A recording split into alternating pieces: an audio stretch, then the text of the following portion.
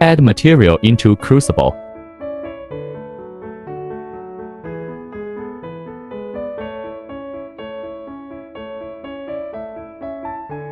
Set temperature, start heating and adjust power.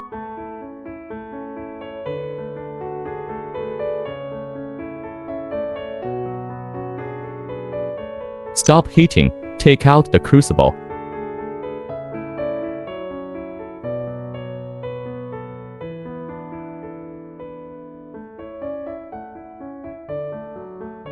Pour into graphite mold for cooling.